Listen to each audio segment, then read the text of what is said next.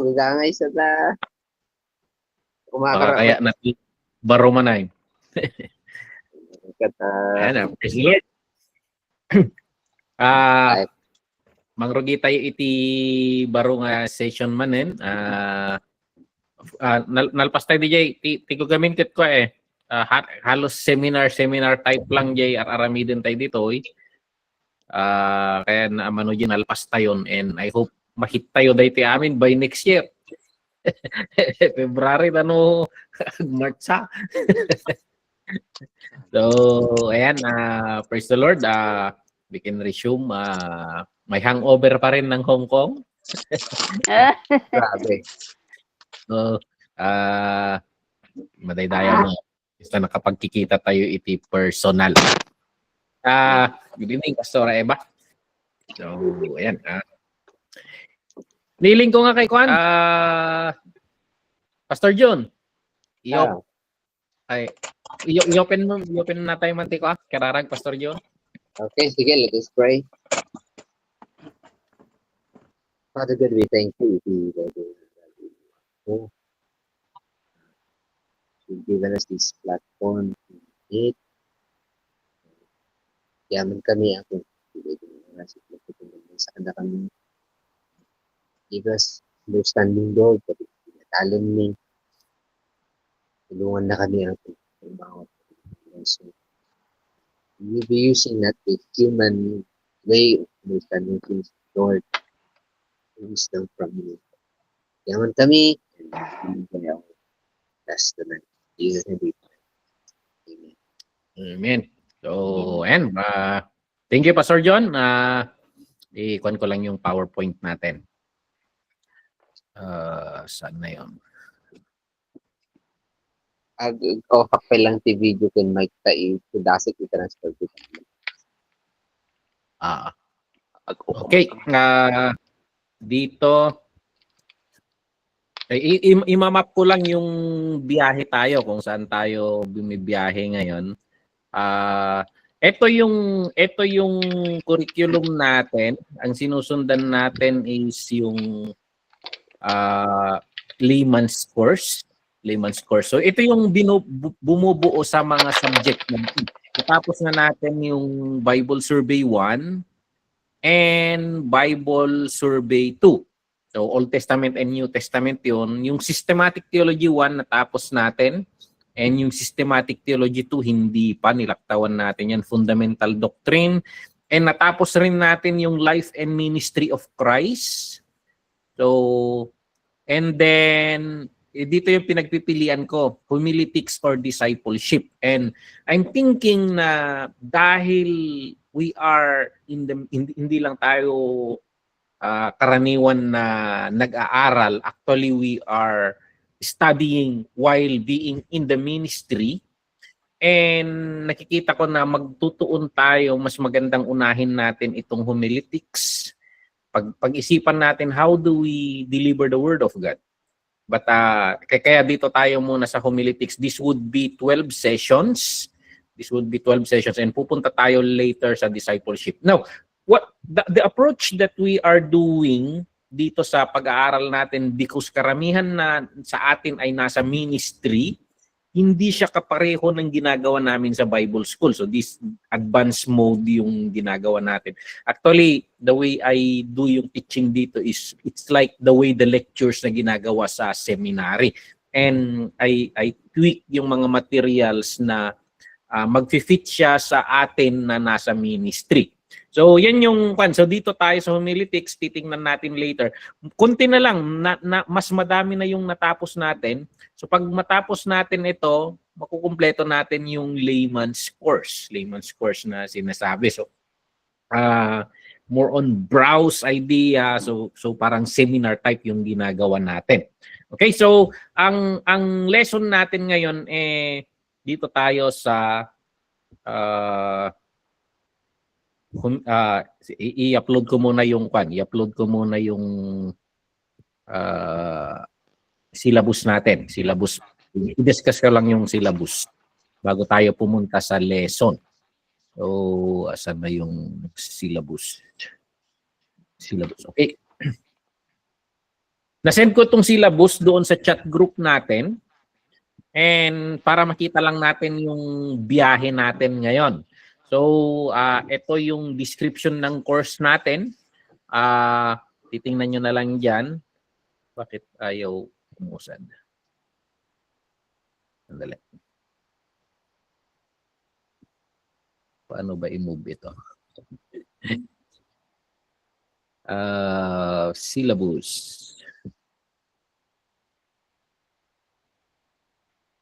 Okay. Hindi ito.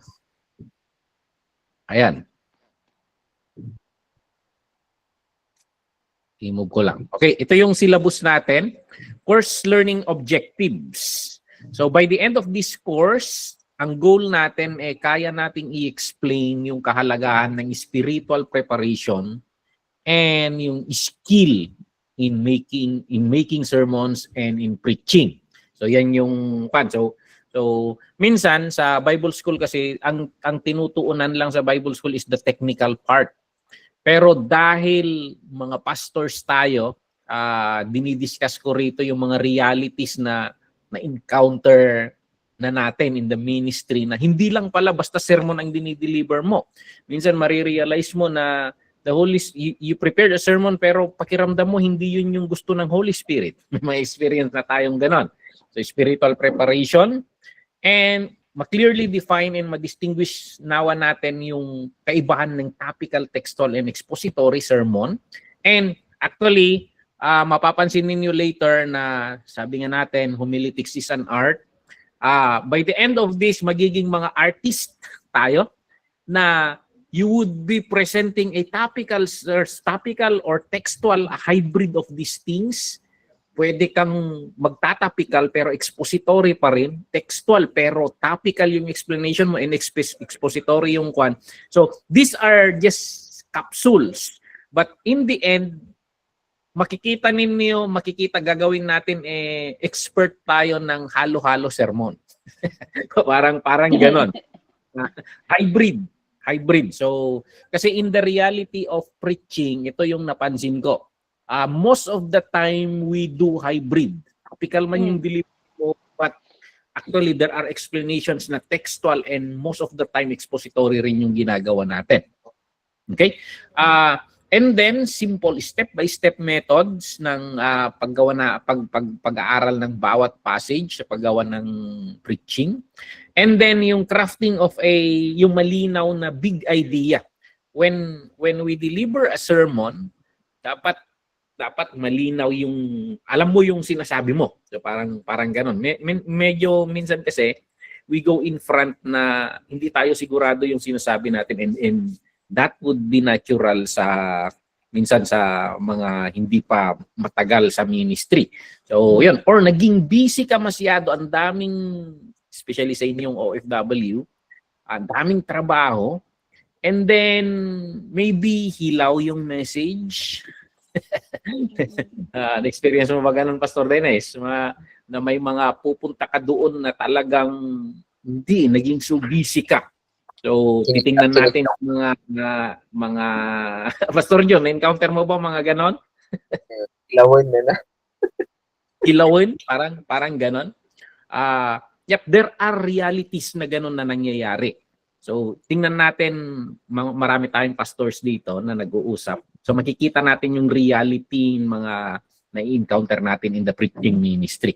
So, paano mag-create ng mga effective and creative na mga introductions, conclusions, and application. And paano mag-deliver ng may clarity, passion. So, minsan, meron yung ang ganda yung sermon, walang ka-passion. Parang gano'n, napaka-dry naman ng delivery. So meron naman yung very passionate yung delivery, very clear, pero parang motivational speakership yung nangyari. Parang without the touch of the Holy Spirit. Parang may mga gano'n May mga gano'n. So, dito ang goal natin dito is to ma-develop natin yung personal commitment na preaching is just a tool. Ang pinaka-goal pa rin natin lagi is making disciples. And that is the pinaka-heart ng Tribal Gospel Mission. Putting Christ's last command first, which is to make disciples. So preaching is a tool. Preaching is a tool, but the goal is making disciples. Okay? So, ayan, ang core values sa pag-craft natin dito sa material na ito is that Scripture is king. The final authority in preaching is always the Bible, hindi yung opinion natin. So, by the end of this course, ma-define natin na when we go to the pulpit, when we go to our preaching ministry, sigurado tayo na we go there with the authority of the Scripture and not our opinions. Okay? So, yun. Spirit and truth. So, we are Pentecostals. So, ini-include ko lagi yung spirit dito. So, we embrace both the dynamic power of the Holy Spirit and diligent study. So, may mga both extremes kasi na nangyayari na fasting, naghihintay ng sermon, i-download ng Holy Spirit, ang tangad-tangad dita. So, ayan. Wherein, no, we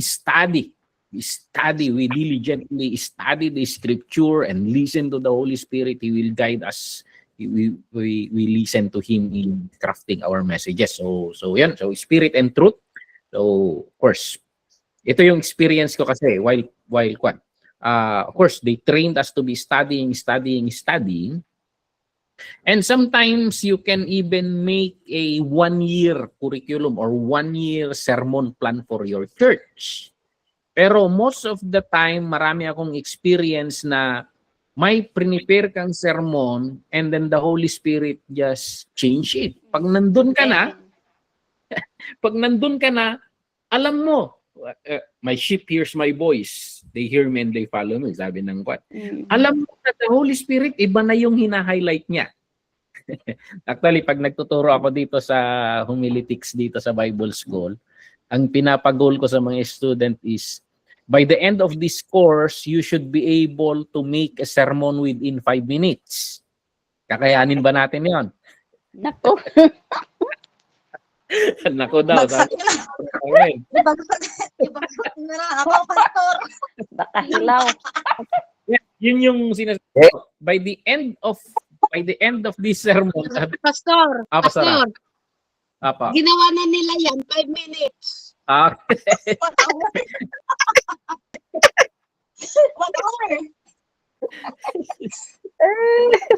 Yeah, yun yung goal natin. Kasi in my experience, bakit ko sinabi yun na within 5 minutes, you should be able to create a sermon. Kasi many times as my experience as a pastor, meron yung praise and worship, nagaganap ang praise and worship or may nag-testimony. And then, ramdam mo na yung Holy Spirit na diinan mo yung testimony niya. Or the Holy Spirit changes the emphasis or the point ng delivery. May new revelation ng Holy Spirit and hindi na masusunod. So you should be able, makukuha mo yung point ng Holy Spirit You should be able to or have the skill na at least makakraft ka ng flow ng sermon within 5 minutes. Within 5 minutes. So imagine, siyempre yung nagpa-practice na gumawa ng sermon, may mga students dito na, Pastor, 1 week na nga, wala pang nabubuo See, hindi mo alam yung punto. Pero as we build our relationship with the Holy Spirit, ibibigay ng Holy Spirit yung punto, makukuha mo yung punto ng Holy Spirit. Or bibigyan ka ng verse and you expound on that. So, may 5-minute window ka, to craft at least yung flow mo man lang. Or, ang nangyayari rin, so for example, gaya ng pumunta kami dyan sa Hong Kong, biglang nag-shift yung flow ng program. Biglang si Pastor Edwin na ang preacher, hindi si Pastor Dante. So, binubuo pa ata ni Pastor Edwin yung sermon niya. Tapos, so iniisip niya kasi hapon siya. Hindi ko, ang kalindoosa na ang lakas ng aircon But he delivered the message very well. And I salute him. The way he studied he explained yung tawag nila story ni Ruth or story ni Naomi. He read it in the spirit of OFW. Na yung explanation ni Pastor Edwin is that maybe bumagsak ang ekonomiya, may mga ganun na pangyayari and nag-abroad sila for better. So he read it in the context of the OFW. So ang ganda ng delivery niya, ang ganda ng point niya. Kaso, hindi mo makuha na basang-basa na si pastor ng pawis. But he was able to deliver a very good sermon. So, ayan. Siguro si Pastor Edwin, ang i-develop niya is paano hindi mahahalata na kabado ka sa harap. So, halata pa ba pag natutrouble kayo sa harap? When, pastor, hindi na mapakali. Kung ano nang kinakamot. Ayan. Sa Bible School, tinitingnan namin yan yung kino-correct nila yung mga mannerism mo sa harap. So, ayan. Ang laging pino-point out ni Mrs. na itong kapatid. Pino-point out nila yung kumakamot ako ng ulo. parang ganon. So, yun yung mga pino-point out nila sa akin na mannerism. Nagiging aware ako doon. So, Meron ka. parang tayo as we go on in ministry kasi dadami ang experiences ninyo. At darating ang panahon na you would learn how to be calm in front. Magiging parang pato tayo. Alam niyo yung pato? Napaka-calm niya sa ibabaw ng tubig. Pero pag sumisid ka at tiningnan mo sa ilalim, yung paa niya ganyan ng ganyan. So, darating sana yung punto na calm ka, pero deep inside, you are working dynamically with the Holy Spirit. Okay? So, ayan, yun yung mga titingnan natin. Kaya sabi ko nga, we will see it in an advanced approach ito. So, ayan, ito yung titingnan nyo na lang yung notes, ay yung, ano tawag nito, syllabus, ay yung breakdown natin sa 12 session ito. 12 session. But of course, ang gagawin natin dito, so may tatlong sermon, gagawa tayo ng isang topical, isang textual, saka isang expository. And then, pipili tayo ng isa na gusto natin sa tatlong yon. And then, we preach it. Siguro, ang mga nandito is magkakaroon ng window. Either they allow you to preach in the church or kayo mismo dyan and titingnan natin yung delivery. Of course, titingnan natin, i-submit natin yung mga materials, yung mga nagagawa ninyo and i-check natin. Okay, so itong homiletics natin, hahaluan ko rin later ng principles of hermeneutics pagpupunta tayo sa tawag nito, expository part. Okay, so that is the overview natin ng syllabus. So pupunta na tayo sa part ng session 1 natin. Okay, balik tayo sa PowerPoint. Asan na naman 'yon?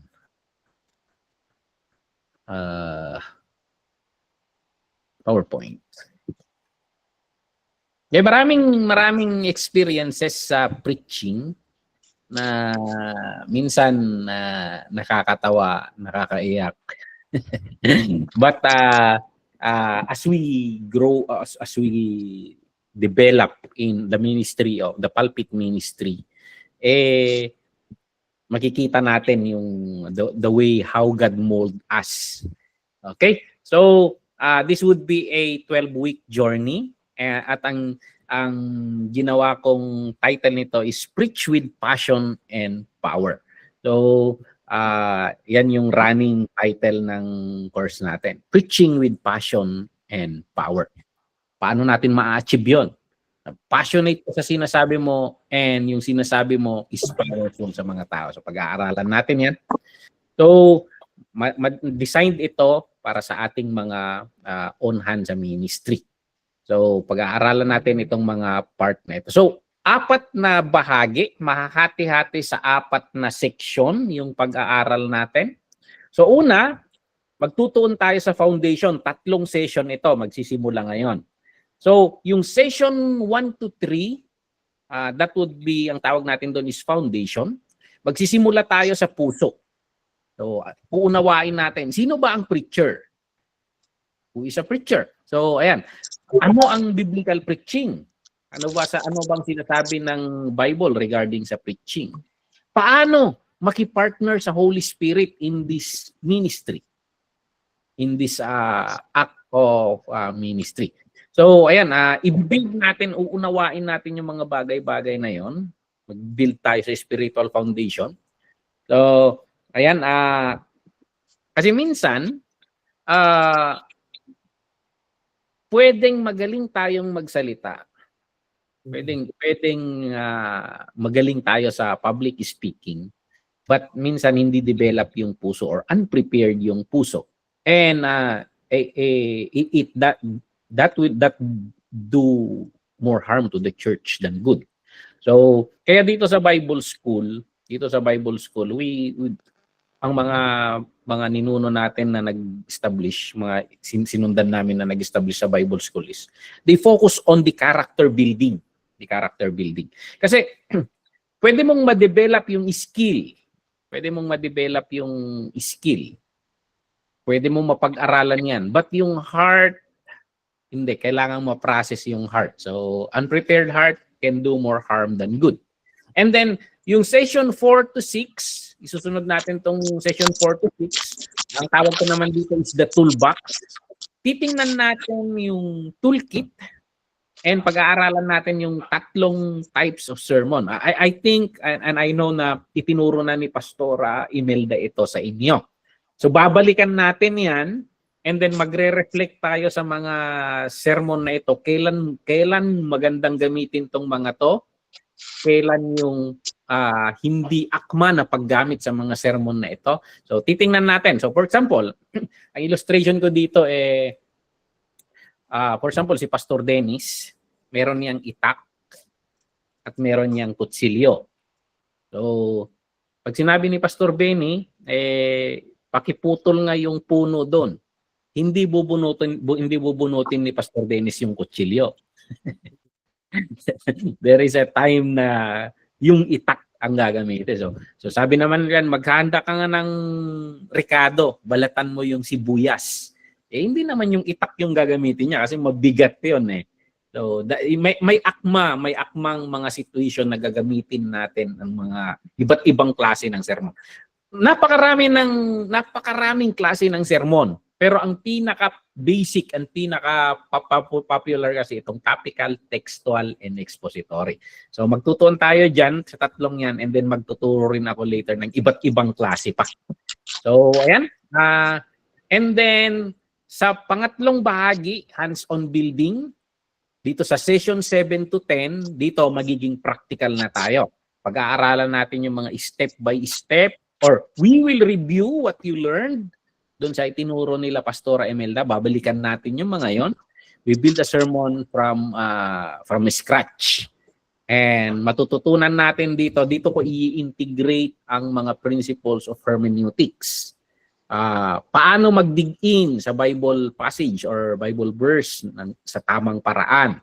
Paano maghanap or paano hanapin ang main or big idea sa isang text. Okay? Paano ang lumikha ng isang malinaw na structure? So magbalangkas ng sermon. Paano ang paggamit ng mga stories, illustration? Paano yung gamitin mo yung context sa illustration mo. So for example, nakikita nyo siguro itong ginagawa ko na dyan sa Hong Kong. So bakit nahihit ko yung OFW? Because even hindi lang scripture ang pag-aaralan mo. In crafting a sermon, pag-aaralan mo yung message na gustong i-deliver ng Panginoon and at the same time, pag-aaralan mo yung mga receiver ng message na pinaparating ng Panginoon.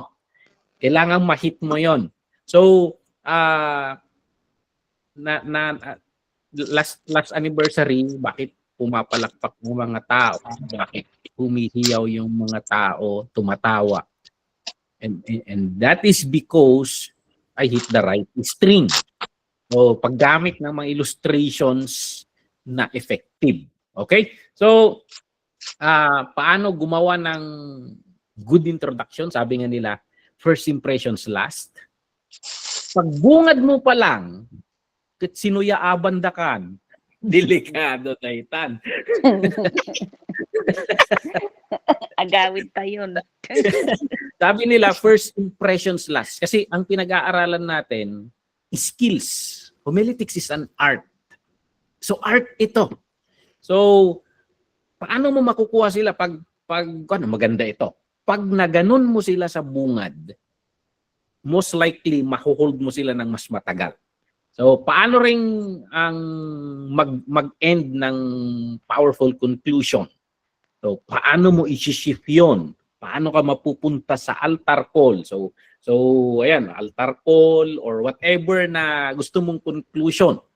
So, pinag-aaralan rin yon, ini-integrate yung mga bahaging yon. So, pag-aaralan natin yung mga yon. And then, pang-apat na breakdown, preaching moment. Ito yung mismong pag-preach na, yung huling bahagi. So, dito, i-practice rin yung delivery. Hindi ko alam kung paano tayo magpe-preach ba tayo online. Hindi ko alam kung paano natin gagawin. I need suggestions. Pwede siguro na 10 minutes ang bawat isa. You just preach. You just preach among us dito. Pwede ba yun? Pwede ba mag-backslide na lang? Mag-backslide na lang ako. Pwede ba bang mag-backslide, Pastor? Or another thing, pwede rin sa church. So you gather together doon. So and then ayan, hindi dito sa kasi nakaka-intimidate yung yung screen ng kaharap mo. Pwede rin sa church. Sa church na lang. Oo, ganun. Pero naka-video para makita namin nila Pastor Dennis. Makita namin na yung paano ka nag-preach. So yung mga classmates mo nandun, yung mga kayong nasa Hong Kong. So parang ganun and parang naka-live stream lang, di ba? Pero may crowd ka sa harap. So, Pero ako, 10 minutes. mga 10 minutes lang. Mga 10 minutes lang. Or 15. Kanta na lang. Napapasubo na lang ako dito. Napapasubo ako dito. Mag-backslide na ako. So, ayan. Buti nga si Pastor 10 minutes eh. Oh, Ilang minutes noon Pastora sa'yo? 5. 5? 5 minutes, Pastor. 5 minutes pala kay Pastora Imelda. Pero nakaya nila. 15. 15. Sige. 15 minutes. That would do. Beyond that 15 minutes, nagsusubtract na sa grade mo. Para hindi ba So, ayan, paano? Kasi dito, titingnan natin yung boses. Mag-backslide talaga ako dito. Yung parang pagkanta rin kasi ito. May mga kailan mo susuntukin yung kwan. Kailangan mo yung palpi, kailan kasi sigaw. Ano yung mga body language and emotion. So napakahalaga 'yon. Isipin mo nagpe-preach ng malungkot pero tawa ka ng tawa. Parang gano'n. Parang gano'n. Very powerful kasi yung mga bagay na yan pag alam natin gamitin. Okay? So that would be the last part na. So ayan, gagawin natin ito na tayo is how can we become better? Kasi even me, how can we become better? How can we improve? So ayan. So preach with power. So pupunta na tayo dito sa session 1. Preach with power, more than a speech. So Ang preaching kasi, hindi lang pagtatalumpati ito. Noong 1970s, 1980s, kung nanonood kayo or may napanood kayong mga preaching ng Iglesia ni Cristo, para silang balagtas, Francisco Baltasar, na para silang nag-claim that is the kind of preaching ng 1770s. You read or you go to YouTube and watch yung mga preaching nila Billy Graham, yung mga crusades during that time. And parang ganon, nagde-declaim, parang ganon eh. Yun yung mga trend during that time. And they are building this speech. So, of course, teacher si Pastora Imelda. Yung course mo, Pastora Imelda, English ba? Public speaking? Pastor? Yung profession mo, Pastora, di ba eduk ka? Education. Major in history, minor in English. English, ano yung English mo, Pastora? Speaking or communication skills or Wait, Pastor. Kasi communication skills? Okay. General DJ eh. Okay, general. So, pero sa English, may communication skills, di ba? So, ayan, na yung mga... Pero ajak ka muna lagi. Ajak ka mag-English, Pastor. So, ayan. Sa English, nagpa-practice tayo ng mga tula, Romance, Countrymans, and Lovers. Hear me. Mga ganun, mga speech. But preaching kasi is more than preaching. Preaching is more than speech. So, ayan, what is preaching? Ano ba tong preaching na sinasabi natin? So titingnan natin dito. Sandali, tingnan ko yung isang notes dito.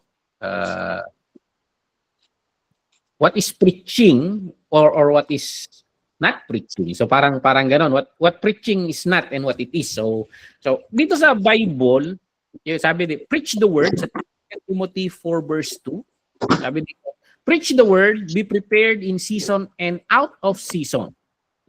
Correct, rebuke, and encourage with great patience and careful instruction. Sabi dito. So dito sa preaching, yung biblical preaching, hindi ito casual na pakikipag-usap. Hindi ito motivational talk.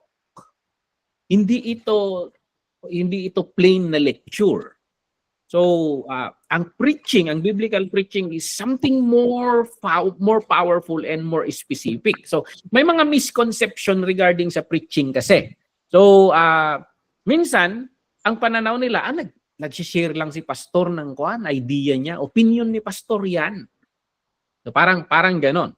So, sa preaching kasi, hindi mo lang sinasabi, ito yung pananaw ko sa buhay. Hindi, ang preaching is, you are communicating the pananaw of God. the point of view of God. So, ipinapakita mo sa mga tao kung paano yung pananaw ng Diyos sa mga bagay-bagay. So, ayan. So, and minsan, marami sa na ang mga preaching natin nahahahawa tayo sa na dito sa mundo.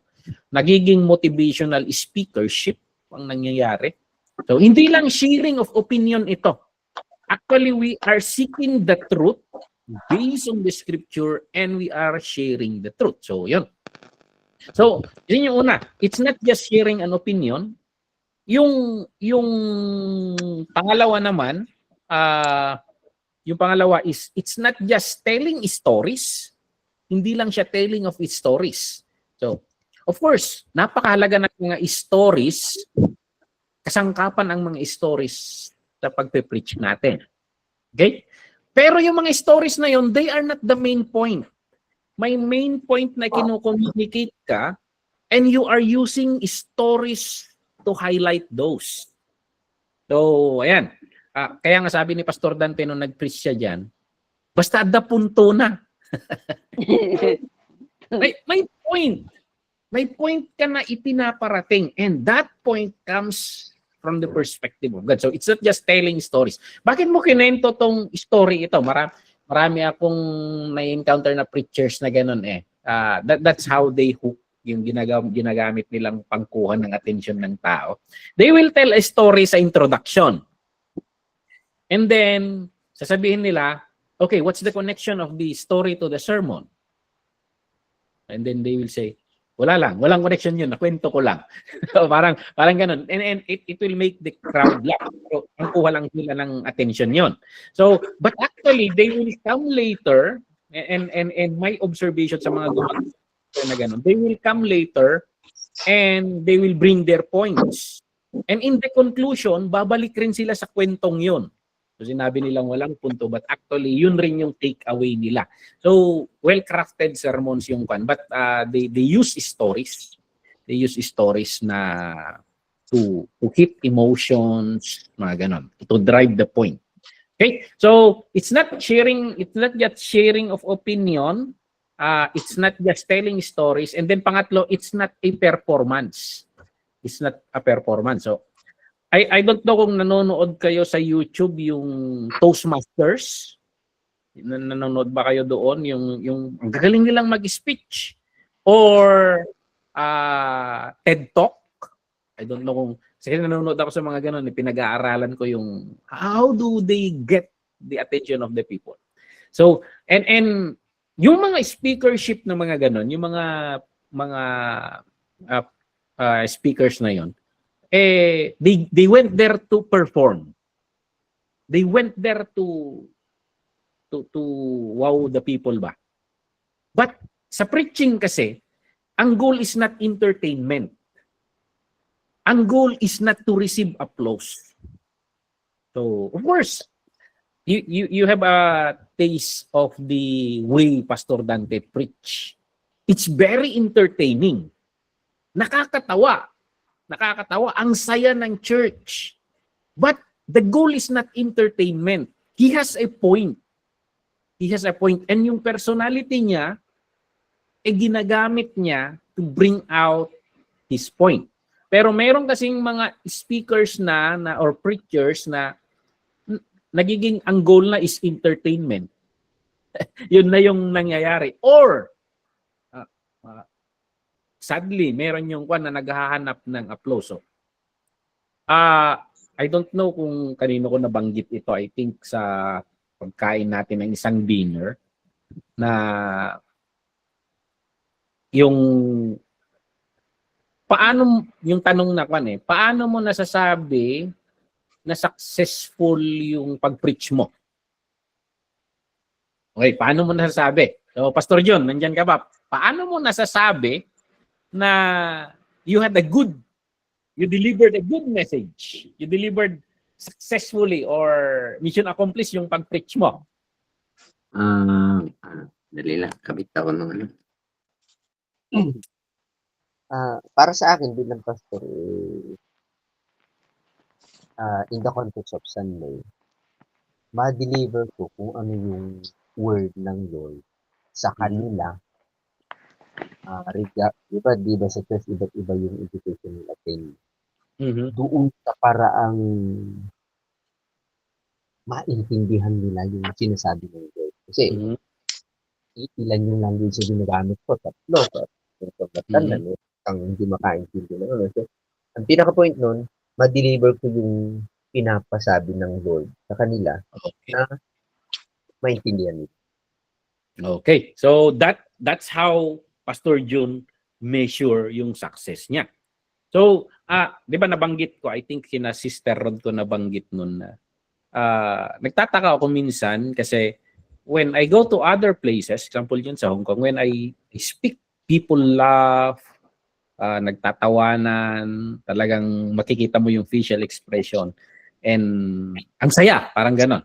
But in the church where I handle, napakaseryoso ng mga tao, iilan lang yung kan, but parang sinusukat ang bawat salitang binibitaw ko. So I don't know. So parang minsan noong bata-bata ako in the ministry, pag ang saya ng tao or talagang kitang-kita mo yung the way they reacted to the message, doon ko mini-measure minsan noon At kapag napakatahimik naman ng mga tao, tapos nagpe-preach siya, nagbibilang ka ng paghikab, nagbibilang ka pagsuyaab na, parang as lang ay agawidak nga ko. Agawidak nga.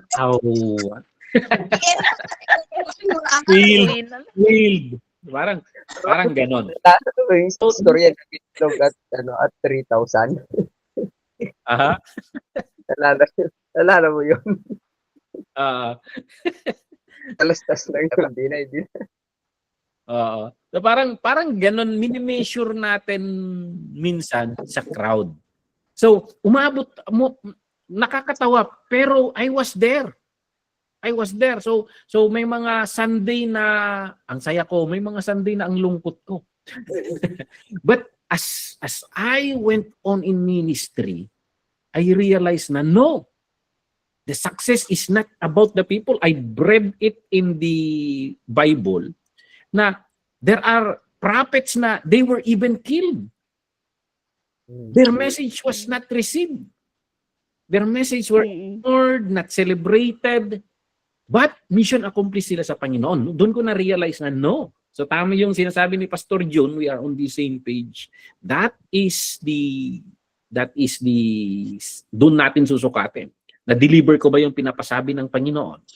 With the best of my ability, was I able to convey it clearly? Parang ganon. So, kaya ngayon, kahit hindi ko nagpa-PowerPoint na rin ako ngayon. Noon, ayaw kong mag-PowerPoint kasi nakukulong ako sa PowerPoint Hindi ako nakaka-free play. So, ang dami kong kinokontrol, inaalala mo pa yung clicker. So, parang gano'n.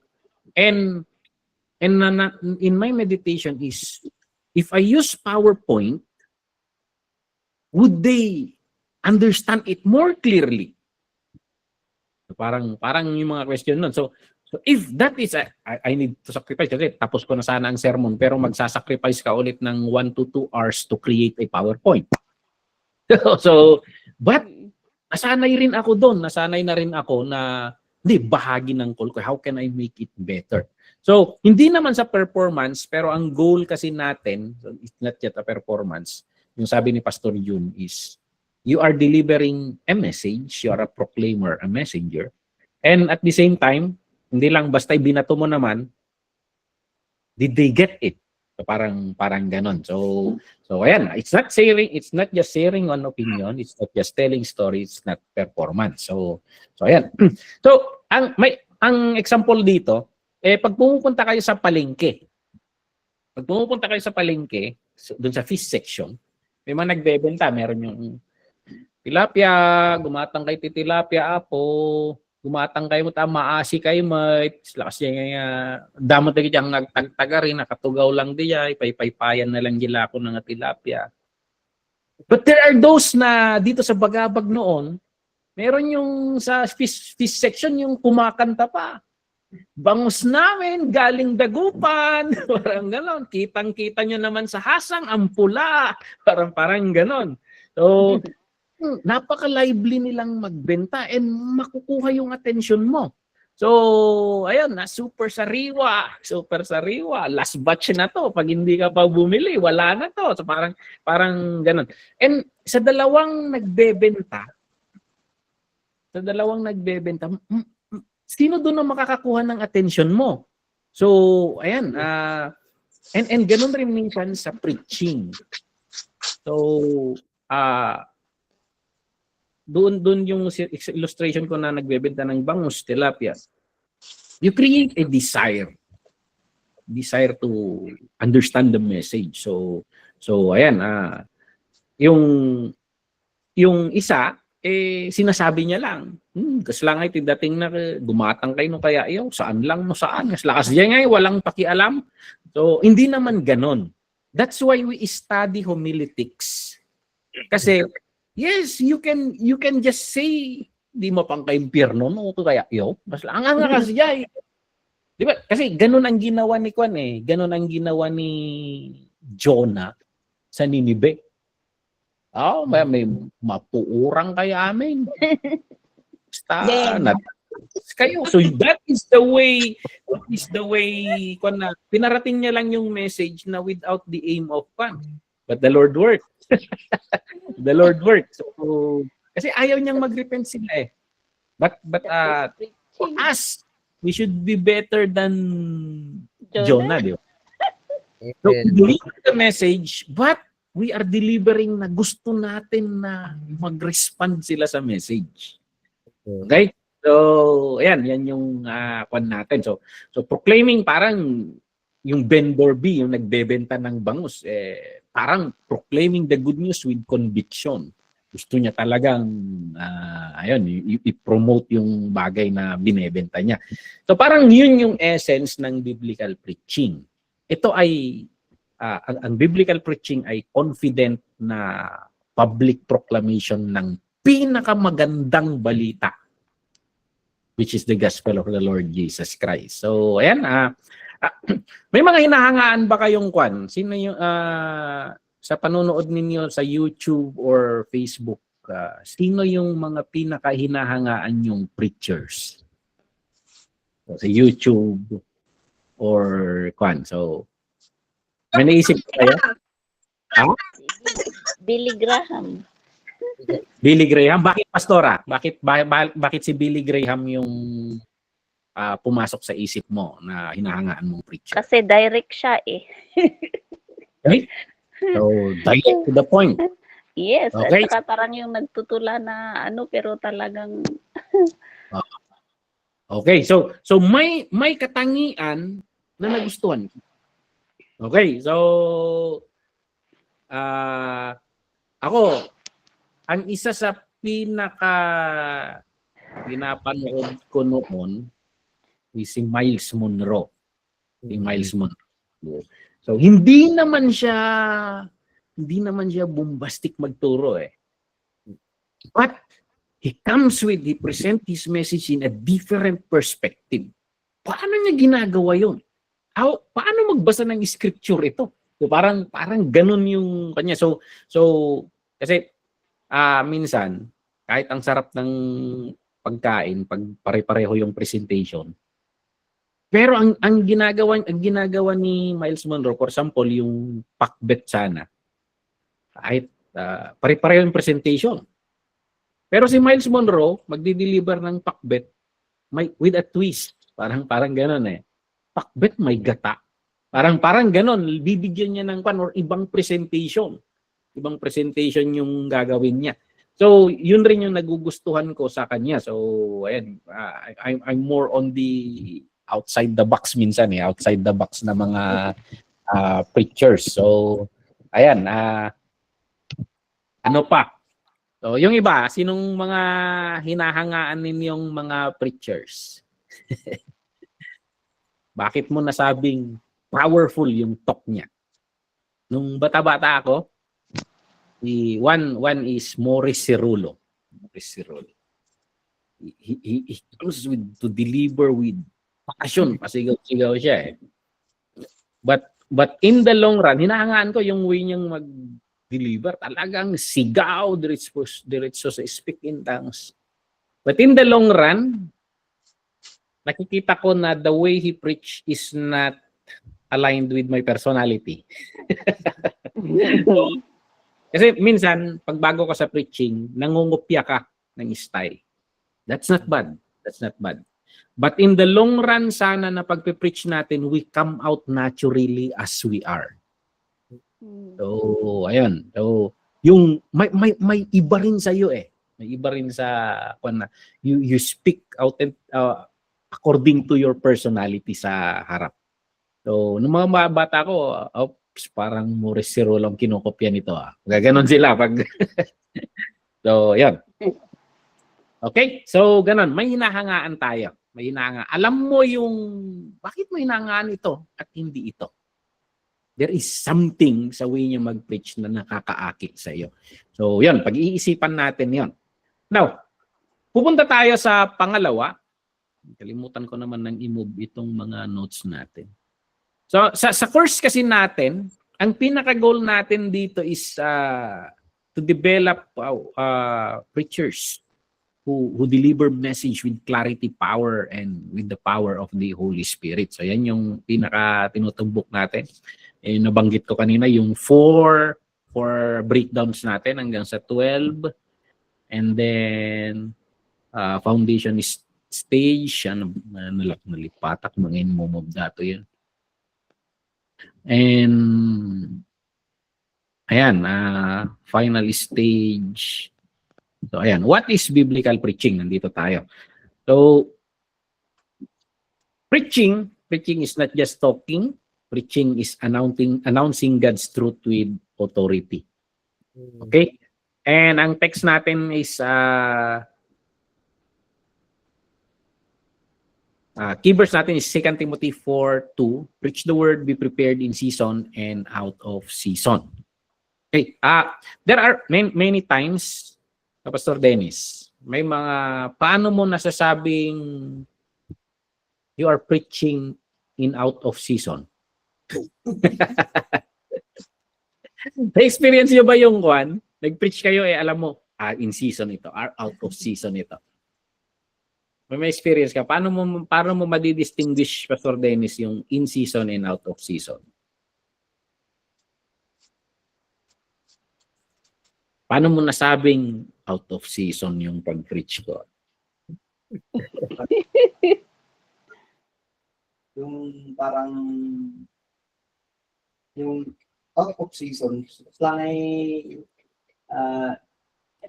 like doon sa dangtay na parang sinasabi nila na bakit wala pa kayong church building? Parang gano'n. Yung mga kaslangan church na muna parang wala akong pakialam muna dun sa building. So, sabi ko, isa ako. Ginagawa ko. And ngayon, parang bumalik yun. Siguro. Okay. So, ayan, season and out of season. So, may mga experience, Pastor Dennis, yun yung parang minsan kasi tumitingin sila sa external, di ba? So, ayan, out of season. Parang, you are preaching of something na counter sa pinagdadaanan mo. So, the Lord is, or you are delivering a message na sa tingin mo ihilaw pa. Ba't linggo na? parang gano'n, hindi mo pa. Nasubukan ba ninyo mga kapwa pastors yung linggo na hindi mo mabuo-buo yung sermon mo? Oo. How did you survive? Alas 3 ng umaga, magigising ako, mapalitan. Tapos, imbis na nagmamakawa ka na sa Lord, ayusin mo naman. Parang, linaw-linawin mo naman ang revelation, Lord. Parang ganun. And, I'm not sure, but in my experience, I'm not sure sa inyo, there were times na hindi malinaw. The way I explain kasi, ganito yung, in your spirit, you receive the point of the Lord. Pero hindi ma-process ng utak mo. Kung ano yung ng spirit, paano ba ipaliwanag yun? May na-receive ka sa Panginoon, pero hindi ma-process ng utak mo at hindi mo ma-expound yun. Hindi mo ma-expound yun. And alam mong, yun yung gusto ng Panginoon na i-deliver mong message, pero hindi mo makuha yung flow niya.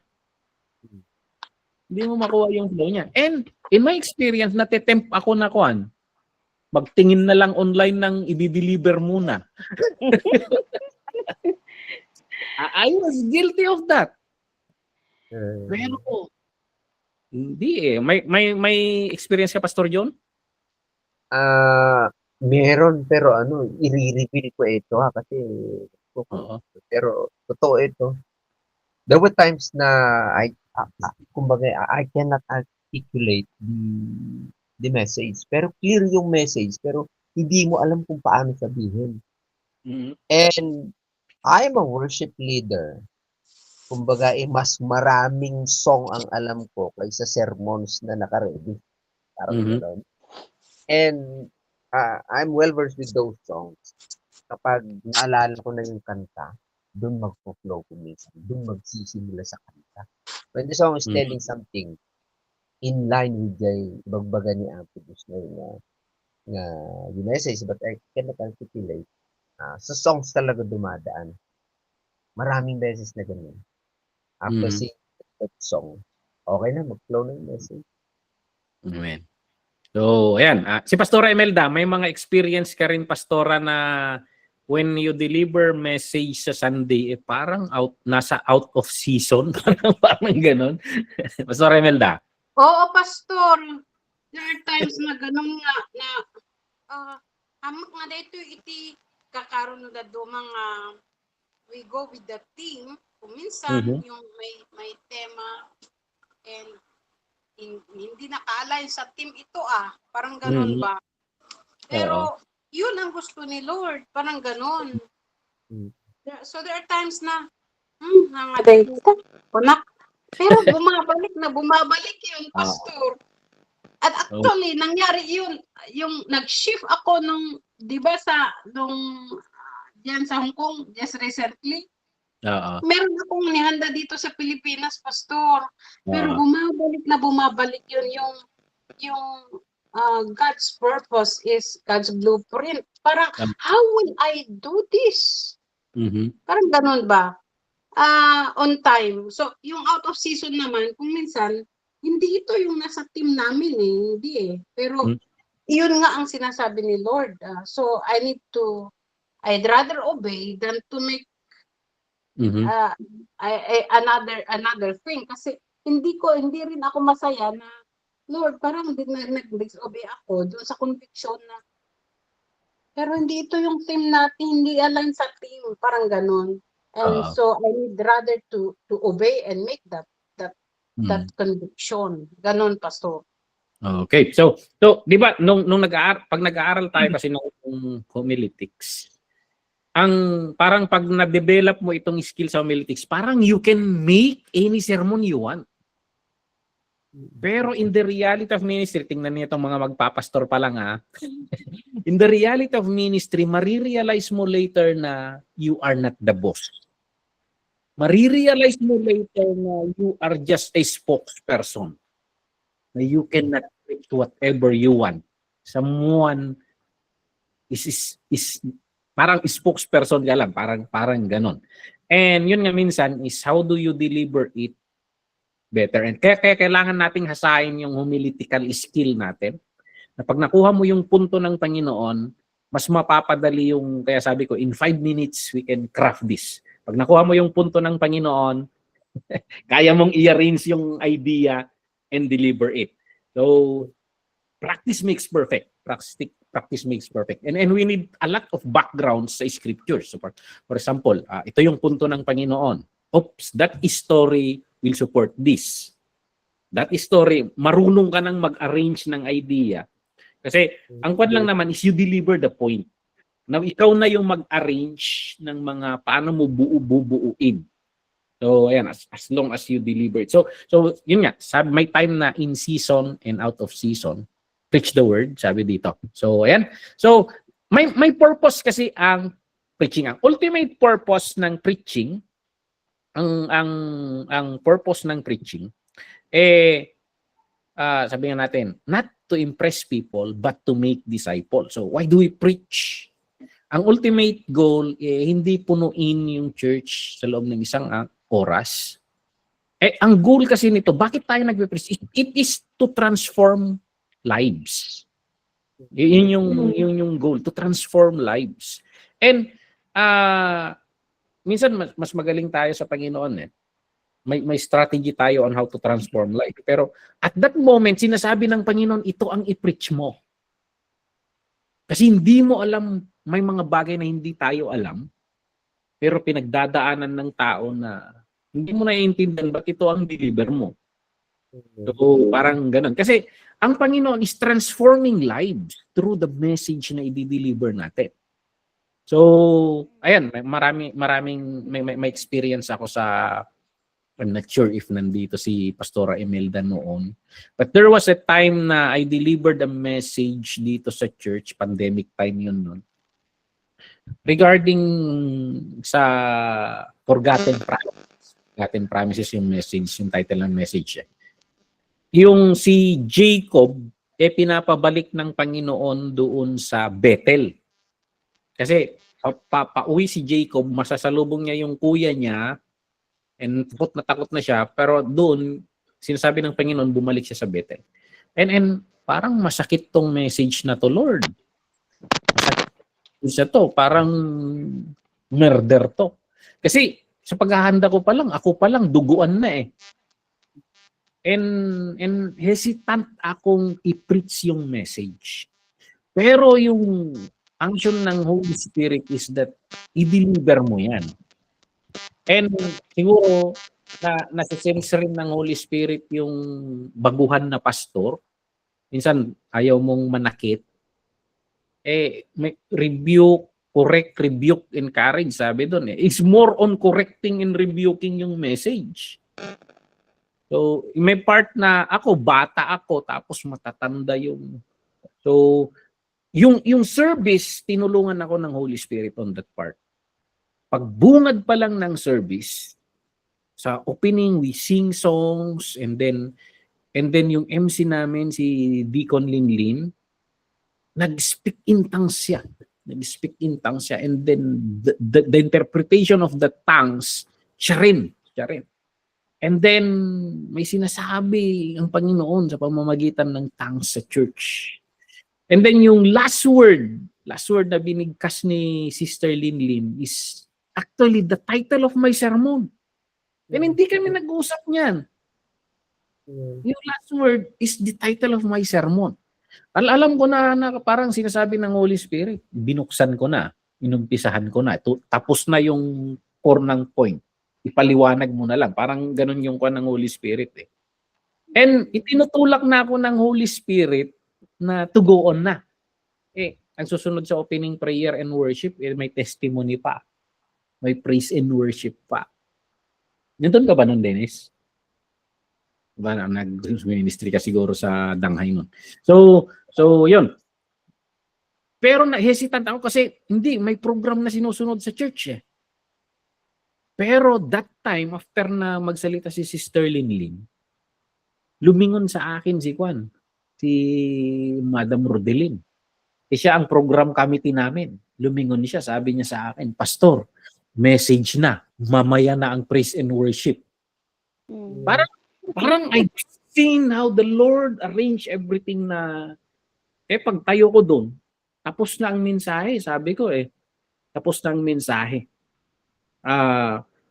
Actually, the last word of Sister Lillian is the title of my message. The Lord said already the point. But I will elaborate it yung punto. Kasi ang point doon is medyo masakit na sabihin mo na forgotten promises nga. Kasi si Jacob, di ba nung natulog siya sa Bethel, nung tumatakas siya, napanaginipan niya yung open heaven, yung pababa. Sabi niya, kung magiging successful ako sa bakalakad ko, magiging successful ako sa mga pupuntahan ko, magiging Diyos ko to. Dalhin ko lahat ng tithes ko sa lugar na ito. Ito ang magiging, yung Diyos na nandito, yun yung magiging Diyos ko. Sabi niya. So, nakalimutan niya yon. Hindi niya tinupad yon. Very successful siya. Laki na ng pamilya niya. So, ang yaman na niya. Nakuha niya lahat yung kayamanan ng father-in-law niya. So, parang ganun eh. So, pero binago rin ng Panginoon kasi yung point. Kasi pag sasabihin mo yung forgotten promises, makukonsensya ang tao. Pero yung point ng Panginoon doon, hindi niya pinapabalik si Jacob sa Bethel para singilin. Pinapabalik niya si Jacob sa Bethel para i-fulfill niya yung promise niya kasi marami pang blessing ang gustong ibigay ng Panginoon sa kanya. Pero dahil sa hindi niya pag-fulfill sa promise niya, parang nakalswan na Apo Diyosen, parang ganon. Yun yung point ng message. So, hindi tayo sinisingil ng Panginoon. Marami siyang ibibigay kaso tayo yung humahad lang dahil may mga nakalimutan tayong pangako. Yun yung point na ng message nung dineliver ko. So you can craft a message out of that na explanation. So talagang ang ganda ng ng move na ang gentle ng move ng Holy Spirit doon. Kasi yung kwento ni Jacob, di ba? Nung wala na, no choice na, magsalubong na sila ng kuya niya. Sabi ng kuya niya halika nga rito. Niyakap ng kuya niya. Hindi ko kailangan yung mga suhol mo. Mas payaman ako. Parang ganun. Mas Kristiyano pa si Esau kaysa kay Jacob. So, pero takot na takot siya sa kuya niya. So hinil na pala ng Panginoon yung puso ng kapatid niya. So parang ganun yun yung kanang message. So ang goal is to transform lives. Imagine if pinalitan ko yung message. But the Lord wants to change them for a lifetime. So, yan. So, may yung purpose kasi ng preaching natin is to make disciples. And it is the Lord na nagde-deliver lang tayo ng So, ayan, preaching is spiritual feeding. Preaching is spiritual feeding. So, for example, may mga reunion tayo. Sa reunion, for example, nung pumunta kami galing Hong Kong, nag-invite si Pastora Imelda and then daming preparation ng Hong Kong patlak. Ay, ang tawag na Hong Kong hatpat. Hatpat. So, ayun, bakit? Busy, ganun. So, bakit nag-aabala to prepare for that food? Daming nahanda, daming nasikaso.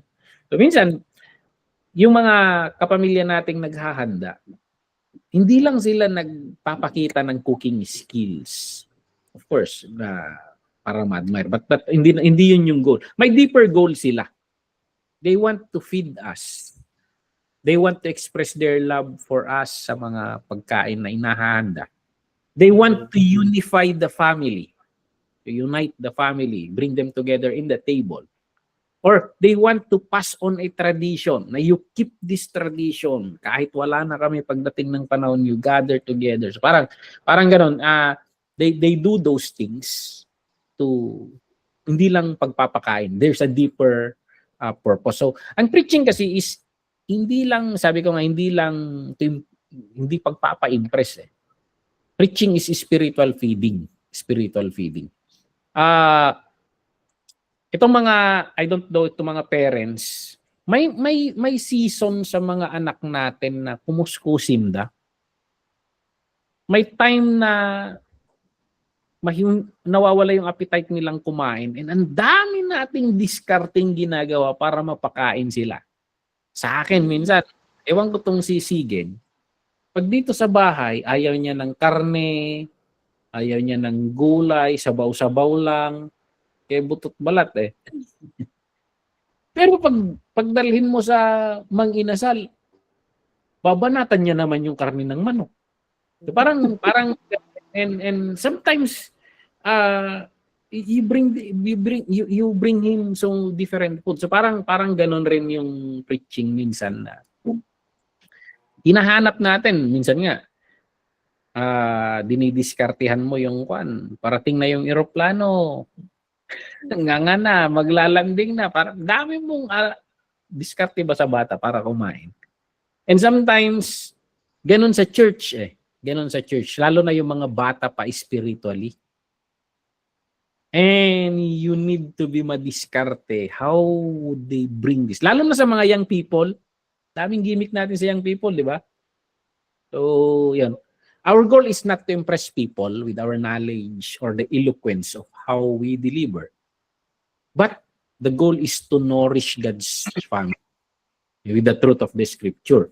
Para maging mature sila at maging obedient silang followers of the Lord Jesus Christ. So, ang foundation nito is the Matthew 28, yung core text natin sa Tribal Gospel Mission rin. Teach people to obey everything na kinocommand ni Jesus. So, ito, nililink ko lagi ito. Bakit sinasabi ni Jesus to? Teach them to obey everything I have commanded you. Sabi ni Jesus, the purpose ng pagpunta niya is to that we may have life in its fullness. I believe na life in its fullness. Saan yung life in its fullness, Lord? I believe na life in its fullness will manifest to us if we start obeying everything He commanded. So, makikita mo sa Old Testament na pag susundin nila yung mga commands ng Panginoon, particularly in Deuteronomy, pupunta yung mga blessing sa kanila. Pag i-disobey naman nila, iba yung pupunta sa kanila, mga curses. So, naniniwala ko na that is a pattern of this. The more we learn how to obey the Lord, that is the key of the flowing of all kind of blessing, spiritual lahat. So, ayan. So, we teach people to obey everything the Lord commands. Okay? Key point. Ang preaching, bakit napahalaga nito? Ang skillful preaching is the primary tool for disciple making. Ito yung yung pagtuturo natin, yan yung pinakakasangkapan sa paghubog ng isang alagad ng Diyos, isang disciple ng Panginoon. So yung well-crafted sermon, nakakatulong yan sa mga tao para maunawaan ng mga katotohanan ng tungkol sa Diyos. Nagbibigay sa kanila ng mga malinaw na hakbang kung paano nila i-obey ito sa pang-araw-araw nilang buhay, sa pamilya nila, sa paaralan or sa trabaho. So yun yung so kailangan nating seryosohin ito. So it is a work in progress tayo lahat. Tayong lahat. So siguro effective na tayo ngayon, but we learn more. So, ayan. May mga natatandaan ba kayong particular na sermon na hindi ka lang nakaramdam ng maganda, kundi na-hit niya yung emotion mo. Hindi lang ganun. Pero, nung narinig mo yung message na yun, may nangyari sa iyo, nabago ka. May mga nag-change sa iyo. So, or dahil narinig mo yung sermon na yun, nagawa mong patawarin ng isang tao, naihinto ang isang habit, so, or nakagawa ng isang bagong routine sa buhay or pananampalataya. May sermon ba kayong natatandaan na it just hit you?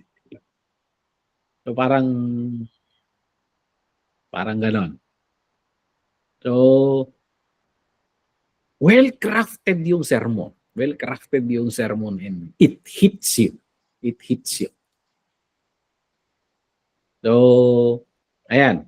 Or, I think may mga ganyan tayo. Dahil maganda yung pagkakapaliwanag at pagkakadeliver, naunawaan mo at it brought change into your life. Transformation yung result niya. So, napakahalaga nito. So, skillful preaching. Okay? So, minsan overrated yung kwan eh. Tatandaan ko nung nag-dinner tayo dyan sa pangalan nung kwan, mall dyan sa ferry. Dinner tayo dyan. Si Sister Rodelyn Pastor! Huwag mo na itaalala, Pastor. Ang anointed mo, sabi ni Sister Rod Ang anointed mo yung pag-deliver mo. Sabi. Iniisip ko yun. Bakit nasabi ni Sister Rod na napaka-anointed yung pag-deliver ng message?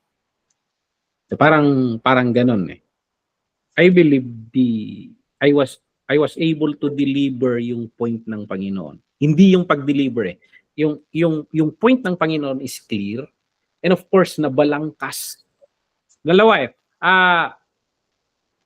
sa akin kasi meron yung napakagandang pakinggan pero hindi tumatama sa puso. Pero meron din yung ang ganda meron din yung ang labo. Hindi mo na gets. Pero Yung kapatid kasi nandoon sa doon sa Wanchay, yung pumunta noon na pina-accept ni Pastora Imelda, ng taga Pangasinan. Sabi niya sa akin, Pastor, yung sinasabi mo, kasi ang lalalim ng Ilocano mo, Pastor, sabi niya, hindi ko naiintindihan. Pero sa puso ko, Pastor, naiintindihan niya. Nang nakukuha yung gustong sabihin, pero hindi ma-process ng utak ko.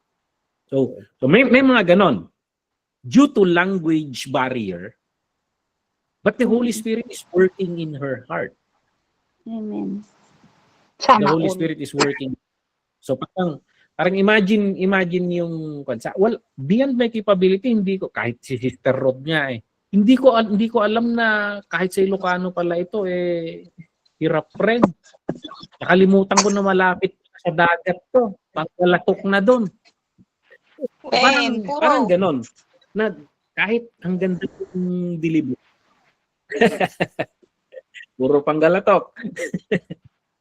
Parang kahit ang ganda sana ng pagka-craft ng sermon. Pero the language barrier. But there is the Holy Spirit factor na hinihipo niya yung puso ng Juan. At imagine if both work together.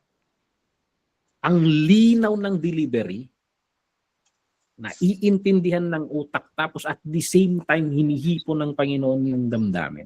Kasi pag message ng Panginoon talaga yung dinideliver mo, sasabayan ng Panginoon. Kung gaano yung desire mong ipaunawa yan, mas malaki yung desire ng Holy Spirit na ipaunawa yan. So sasabay, working together. Kaya nga minsan pag-aakyat ako sa pulpit to preach, Lord, let's work again. This is a tandem work. Preaching is a tandem work. I preach here, you go there and touch their heart. So parang ganun. So ayan, yun yung napakahalaga nito. So balik ako doon sa sabi bakit nasabi niyang anointed yung delivery. So I think I got the right message ng Panginoon. I studied well yung nature na pinagdadaanan ng crowd. And I was able to deliver it accurately yung sinasabi ng Panginoon. So yun yung conclusion ni Sister Rod na napaka-anointed.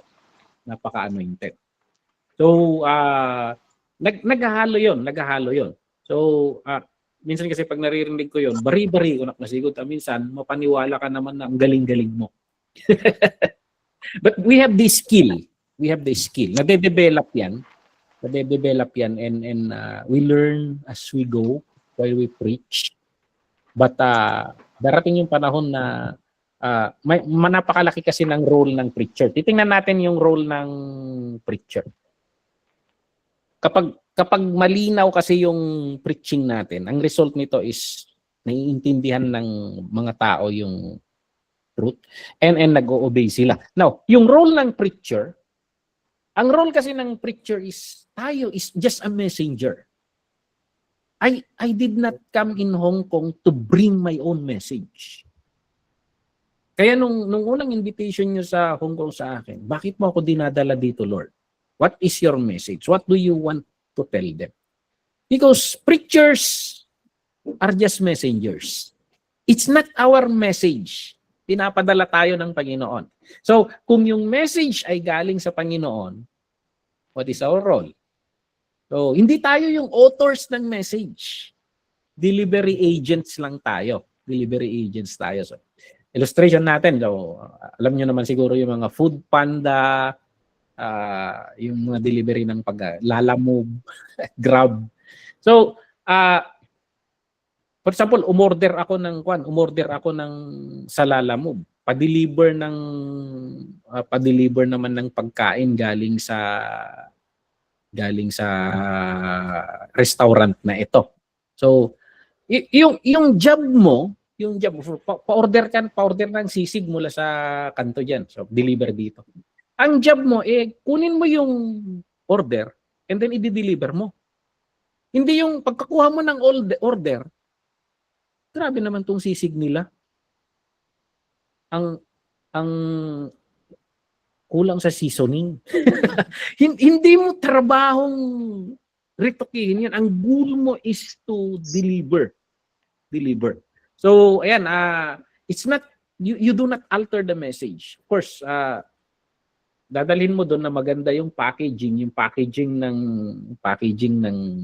restaurant. Ganon, hindi tupi-tupi, hindi yupi-yupi. Siguraduhin mong maganda, nakandun yung resibo. So, hindi mo trabahong i-water down, parang ganon. You deliver it accurately, promptly, and with care. So, ayan. Ang trabaho mo is to navigate the traffic. Paano mo madadala doon ng mas maganda? So, in Hong Kong, I navigated the cultural context ng OFW. Ano yung current na pinagdadaanan ng mga OFWs? How can I bring the message in the heart? So imagine yung kung pumunta ako dyan tapos ang mga illustration ko, farming, pagtatanim ng cabbage, carrot, hindi, parang iniisip mo nag-prepare ka ng sermon taga Baguio. Di si Sister Melody lang, amen dyan. But, hindi. I need to navigate it and deliver it. So parang ganon. So our job is to navigate and ensure the package arrive at complete and intact sa tamang tao. So parang ganon. Yung authority, yung power, or yung nutrition ng message, galing sa Diyos yan.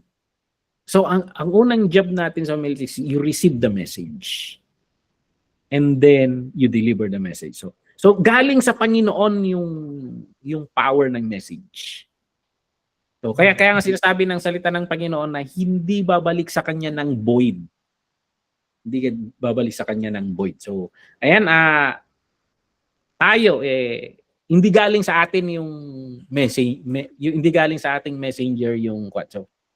So kaya yung meditation ko doon, hindi dahil anointed ako, kundi dahil powerful yung words ng Panginoon. At natataon dun sa natataon. So, however, kahit ganun yung sabi ko, kailangan mo pa rin ng skilled at reliable rider sana to deliver yung product. So, ginamitan ko, of course, gumawa pa rin ako ng outline. Inisip ko pa rin kung paano ko i-deliver ng anong uunahin ko. So, ayan, inisip ko pa rin paano yung kaya nung day before binuhat ko na yung speaker tapos sumama ako doon. Actually, mini-measure ko na yung church. Ini-imagine ko na yung tao. Kung napansin niyo man nagde-decorate, umakyat ako sa stage, tumatayo doon. I imagine na.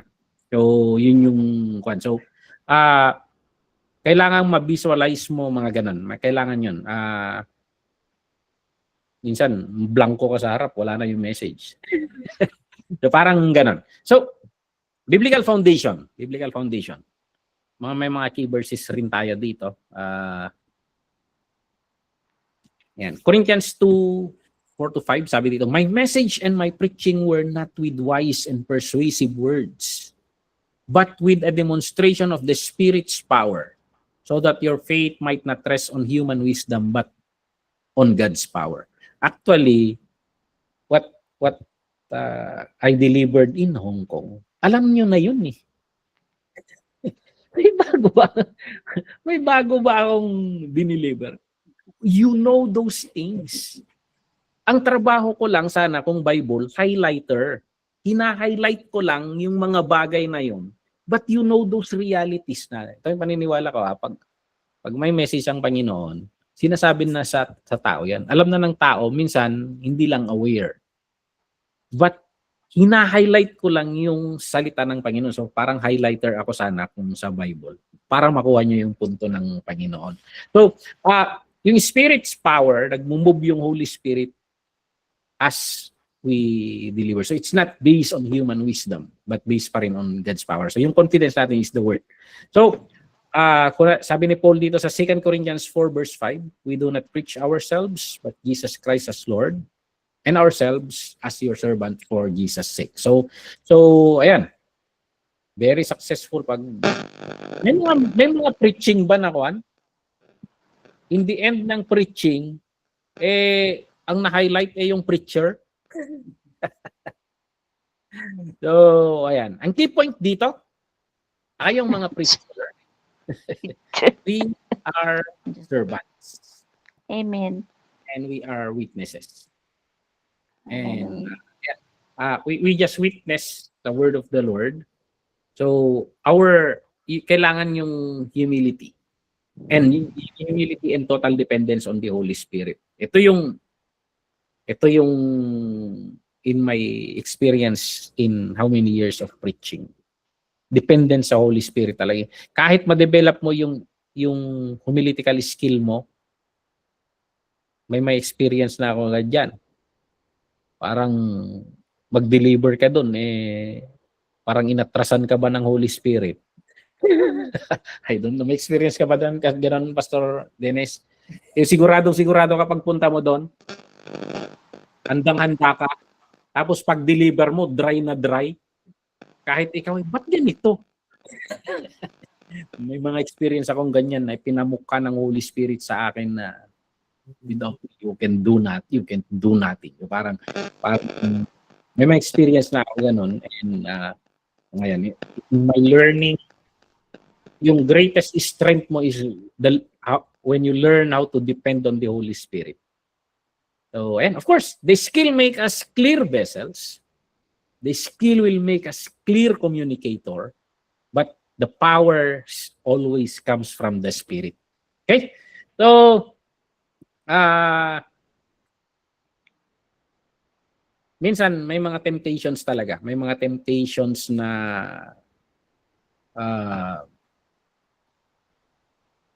palakpakan na ka ni Satanas. Palakpakan na ka ni Satanas. Hindi sa preaching ito, hindi sa preaching, pero ililink ko. May experience ako na may crusade dito sa Solano. May crusade sa Solano, and then may mga lines ng healing . And then may pinagpray ako, nag-line sa akin. Pinagpray ko yung may goiter siya. May goiter. Then nilay hands ko yung kamay. And then I was praying, rebuking the spirit of goiter. Lahat na ng formula na alam mo sa prayer. Walang nangyari. And then, another preacher, I think ni Mother, Mama Pastora Deborah, pumunta siya at inilihans niya yung kakatapos kong pinag-pray. And then kitang-kita kong nawala yung goiter, lumiit hanggang nawala. Parang umuwi ako after ng crusade na yun na may tampo sa Diyos . Bakit siya pwede? Ako hindi.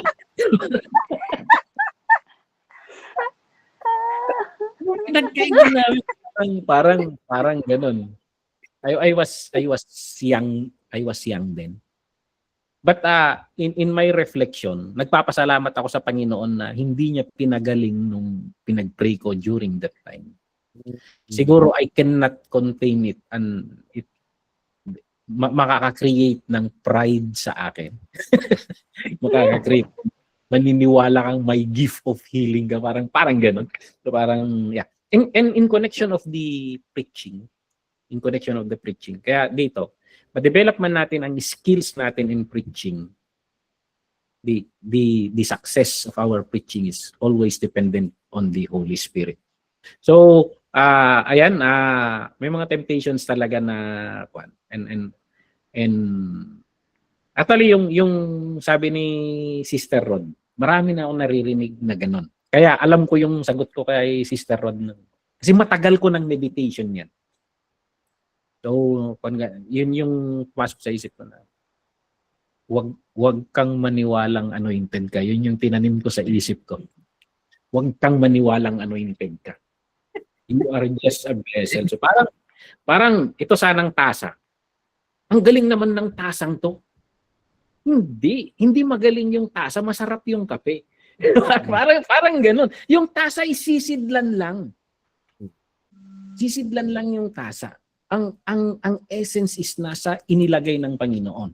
So yun yung mga meditation, kaya nga parang alam ko na yung sasagot ko kina Sister Rod. Kasi ganun pag bata-bata tayo. Na, in connection rin dito, may experience si Pastor Benny diyan. May revival dito sa Banting noon. Na talagang grabe yung mga move ng Holy Spirit. Napansin ni Pastor Benny nung altar call na may kakaiba sa anino niya. Ito yung kwento niya. May kakaiba sa anino niya. Tinitingnan niya, bakit puti yung anino ko? Yun yung question niya eh. Bakit puti yung anino ko? Maninibago ka doon. Kasi ang anino itim. Bakit puti? Tapos habang naglalakad siya kasi altar call siya, napansin niya na ang matatapatan ng anino niya nai-islane. Parang natakot raw siya eh. Nakuha ko yung point ng reaction niya doon. Pumunta siya sa altar at nag-kneel doon. Nag-kneel doon tapos nag-instruct na lahat ng mga pastors pumaharap kayo and i-lay hands ninyo ang mga tao. I-lay hands ninyo yung mga tao. Parang ang reaction niya is no Lord. Yun yung reaction niya eh. No Lord. Parang it's a test kanya. It's a test kanya. Yung the way yung pagtingin niya, it's a test sa kanya na pagkakataon na to. Para kang Benny. Hindi na lang Benny. Parang gano'n. Yun yung reaction niya. And malalim na meditation ko yun eh. Bakit gano'n? Nung bata ako, yun yung mga dinidesire mo eh. Yung pag nag-wave ka ng kamay eh. Bakit itong mga to eh, they have the chance to experience those. Eh, ayaw nila. And then, ngayon ko naiintindihan na no, you are just a vessel. You are just a vessel. So we develop the skill, pero, kasi Paul sabi niya eh, we did not come with eloquence, but we come with the power of the Holy Spirit. Sabi niya. So we highlight the Lord. So, ayan, sige, we will wrap up. So, yun yung, wrap up, take away.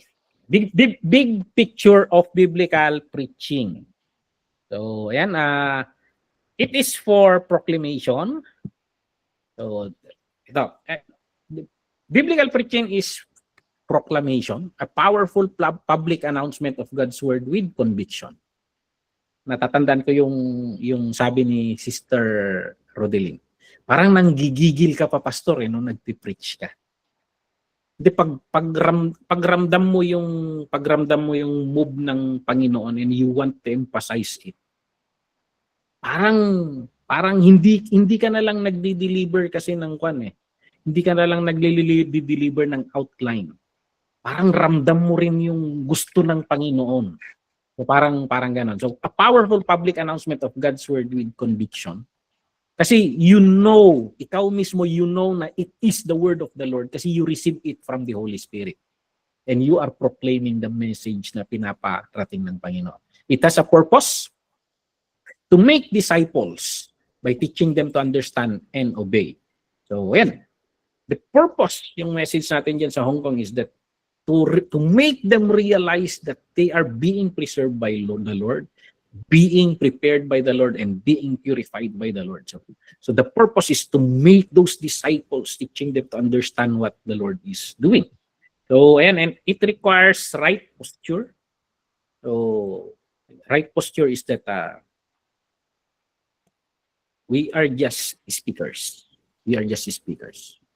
So, kaya sinasabi ko kina Pastor Dennis, yung Holy Spirit na nasa akin, yun rin yung Holy Spirit na nasa iyo eh. So, you think of that reality. The Holy Spirit na nasa akin, yun rin yung Holy Spirit na nasa iyo. And I think the way how we are effective in ministry, in preaching, pulpit ministry is that when we learn how to walk well with the Holy Spirit.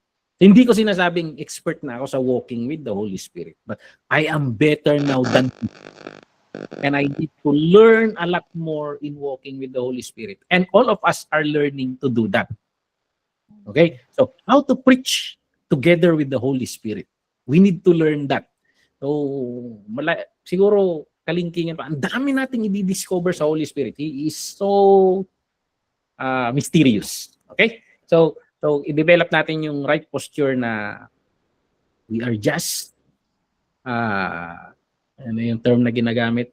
Jars of clay. We are just jars of clay. We need to stick to be faithful messenger. Messengers lang tayo. Messengers tayo. And we need to depend to the Holy Spirit. Okay? So, ang final na illustration natin dito, paano natin illustrate ang preaching? Ang preaching ay parang flashlight. So, parang flashlight ito sa panahon ng brownout. So, sa flashlight, merong bulb yan. For example, yung kung makikita ito. May bulb. And the bulb is the Bible. Okay? Yung bulb, yun yung Bible. Yun yung source ng light and truth. That's why we study the scripture. And then, yung Holy Spirit, yun yung battery. Yun yung battery. Na yung word, ina-highlight niya yung mga word. Ito yung sabihin mo, ito yung puntong iparating mo. Siya yung nagbibigay ng kapangyarihan sa word na nababasa natin, na pag-aaralan natin. Siya yung power that brings light to life. Kaya yung words na pinupulot natin sa scripture na gusto ng Panginoon na i-share natin, nagiging alive. Nagiging alive. So, like a double-edged sword, sabi doon. So, the Holy Spirit is that. And anong role ng homiletics? Itong course natin. Homiletics or the preaching skills. Itong preaching skills, ito yung pag-focus ng lesson. Natatandaan niyo yung mga lumang flashlight natin, yung ever ready. Ilalagyan mo ng battery. Tapos pipihitin mo. Meron yung, minsan ang lawak ng ilaw niya pero hindi nakakaliwanag. Meron rin yung i-focus mo yung ilaw niya, ang liwanag pero ang liit ng saklaw. So parang ganun yung homiletics. Yun yung preaching skills natin. Paano mo i-focus? Ano yung kailangan? I-strike mo ng malaki, i-strike mo ng kuan, gusto mong mas malayo yung maabot. So, yung homiletics skills is paano mo gagamitin yung ilaw. Parang paano ba to? May flashlight dito. Parang ito sana. Yung preaching skills, pwede mong ganon. Focus, paliit, pwede mong palawakan, liwanagan. Ganon. Yun yung skill natin. Yun yung skill natin. Kailangan i-develop yun. Of course, the Word of God is like a sword. Marunong ka bang gumamit ng sword? So, parang ganon. So, how do we use the Word of God? So ayan, yan yung homiletical skills. Kaya kailangan nating i-develop. Kailangan natin yung tatlong yon para maging effective preachers. The Bible, kailangan magaling tayo na uunawaan natin yung Bible, the Holy Spirit, the empowerment of the Holy Spirit when we communicate, and the skills to elaborate or to deliver. So, yun. And, ayan, heart preparation. Anong homework natin this week? So, before learning any skills, tingnan natin, mag-meditate tayo kasi gusto ng Panginoon that we go into all the world and preach the gospel, share to our friends, ganun. So, lahat tayo actually are called to preach. Napansin nyo ba na may mga pastors na hindi marunong mag-preach?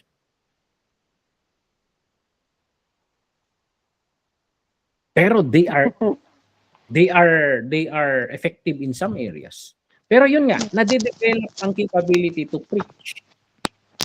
Hindi lahat magaling agad. So, ayan. Ba't nade-develop itong skill na ito? So, yun yung kwan natin. Kailangan i-develop natin ito. So, study to prove thyself approved unto God, hindi lang studying, even in developing our preaching. So, ayan.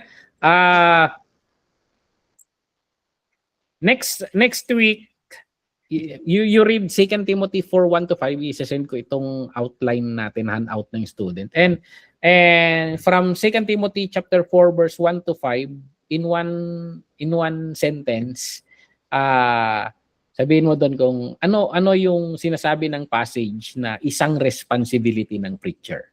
Ano raw yung responsibility ng preacher ayon sa 2 Timothy 4:1-5. Okay? So, next week, pag-aaralan naman natin itong preacher's heart. Okay? The preacher's heart. So, tingnan natin, i-meditate natin yung puso natin. Marami akong kasablayan yan. Marami akong kasablayan. Praise God, nahanak nga kinimat ni Apo Diyos. There are times na bagtahanak nga kinimat ni Apo Diyos. But those are the immature days na naniniwala ka naman na ang galing-galing mo. But praise the Lord. So yan yung lesson muna natin. 2 sessions pa na pag-aaralan natin next meeting yung preacher's heart, and then third session yung Holy Spirit. Paano to work together with the Holy Spirit? So ayan. Mag-uusap-usap kami din na Pastor John, Pastor Dennis, yung mga pastors natin dito, yung ano yung mga experience. Paano kayo nagre-receive ng revelation sa Holy Spirit? Parang gano'n. Ano yung mga tips mo? Paano ka nakakagawa ng sermon? How do you communicate with the Holy Spirit? So, pag-uusapan natin yung mga yan. Okay? So, that's it. We end dito. Na humaba yung usapan natin. So, praise the Lord. Tutuloy natin sa linggo ito. Okay? We end it in prayer. Manalangin tayo. Hallelujah. Thank you, Lord, na itong napakagandang balita, Lord, ay ipinagkakatiwala mo sa amin, Lord. Itong balitang ito na it can change life. It can change the destiny of anyone for eternity. Pero pinagkatiwala mo sa amin, Lord. Lord, how can we deliver it in a clear manner? How can we deliver it na sinasabayan ng Holy Spirit? Lord, we are studying the art of preaching or proclaiming, Lord, itong homiletics.